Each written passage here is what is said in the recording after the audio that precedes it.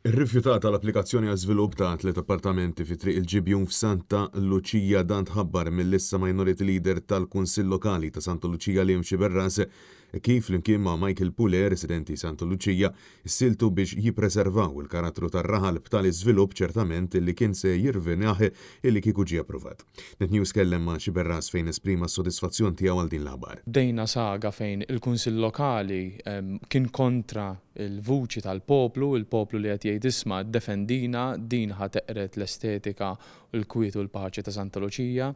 Il-maġġoranza tal-Kunsill Lokali apparti jiena ma rridx jidħol fiha, anzi qal li dan mhux rimit ta' Kunsill Lokali, mentri fil-liġi tal-Kunsill Lokali huwa d-dover legali li l-Kunsill jaqbes għall-ambjent tar-raħal. Kontem jiena residenti, għamilna saga twila ta' 3 snin fejn irbaħna qoddim il-Planning Authority, ġiet appellata, mbagħad morna wkoll qoddim il-Prim Imħallef fejn is-sena l-oħra f'Marzu irbaħna il-każ li nistgħu ngħiduha landmark judgment f'dawn it-tipi ta' każi li nissalvagwardjaw l-ambjent ta' Malta u Għawdex. Il-każ beda lura fl-2020 filwaqt li f'Marzu tal-2023 wara 3 snin battalja, il-Qorti tal-Appell kienet irrevokat deċiżjoni meħuda mill-Qorti fejn kien intqal li Terraced House għal 20 oħra seret tiġi mwaqqa biex jinbenek imsejjaħ Pencil Building.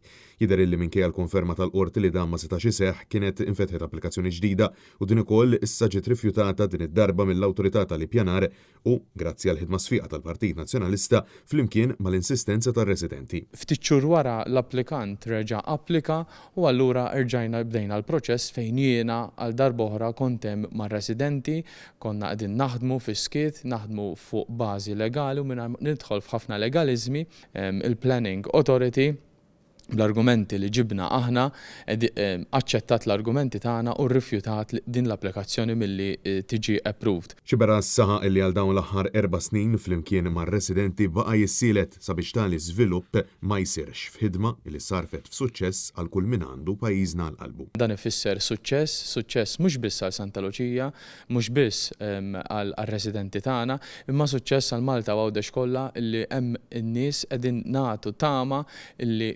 ta' dan il-bini ikra, bini li tellef l-estetika u l-identità ta' Malta ma ssirx u allura nissalvagwardjaw l-ambjent u l-paċi ta' Santa Luċija. Francesco Catania, Net News.